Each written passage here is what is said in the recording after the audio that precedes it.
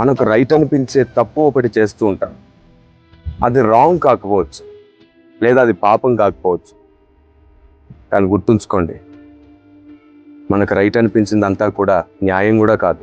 So నేను చెప్పేది మీకు అర్థం కావాలి అంటే, మనల్ని ప్రాణంగా ప్రేమించే వారు ఇస్తున్న దాన్ని మనం ఎంత రెస్పెక్ట్ చేస్తామో, వారిని ఎంత ప్రేమిస్తామో తప్పకుండా అప్పుడు మీకు అర్థమవుతుంది. మిమ్మల్ని ప్రాణంగా ప్రేమించే దేవుడు లేదా మిమ్మల్ని ప్రాణంగా ప్రేమించే వ్యక్తుల మనస్సులను ఒకసారి రెస్పెక్ట్ చేయి. వారి ఐడియాస్ని, వారి థాట్స్ని, మీకోసం వారి ఇచ్చే కేర్ అండ్ లవ్ని ఒకసారి మీరు రెస్పెక్ట్ చేసి చూడండి.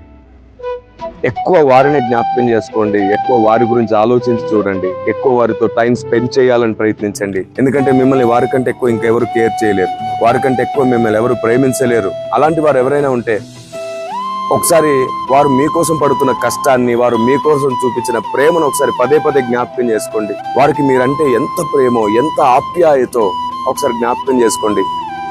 మరి ఆ ప్లేస్ లో అమ్మ, నాన్న, అక్క, చెల్లి, తమ్ముడు, వాటెవర్ ఎవరున్నారో, మీ జీవితానికి దేవుడు ఎవరిని ఇచ్చాడో, దేవుని ప్రేమను లేదా ఈ భూమి మీద నిన్ను ప్రాణంగా ప్రేమిస్తున్న వారి ప్రేమను, నిజంగానే నీ నుంచి ఏం ఆశించకుండా చూపిస్తున్న ప్రేమను, నీ లాభమే వారి సంతోషమని, నీ ఆనందమే వారి సంతోషమని, నువ్వు వారిని గాయపరిచినా, బాధ పెట్టినా, వారిని అర్థం చేసుకోకపోయినా పదే పదే పదే పదే నిన్ను విడువక ప్రేమిస్తున్న ఆ ప్రేమను ఒకసారి జ్ఞాపకం చేసుకో.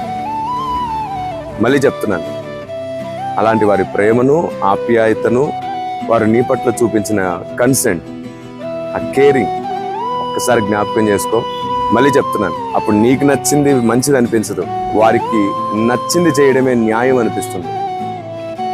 అలాంటి నిజమైన ప్రేమ మీకు అర్థం కావాలని, ఒకవేళ మీ జీవితాల్లో ఎడారి ఉంటే అది నిజంగా ఓ అద్భుతంగా మారాలని కోరుకుంటూ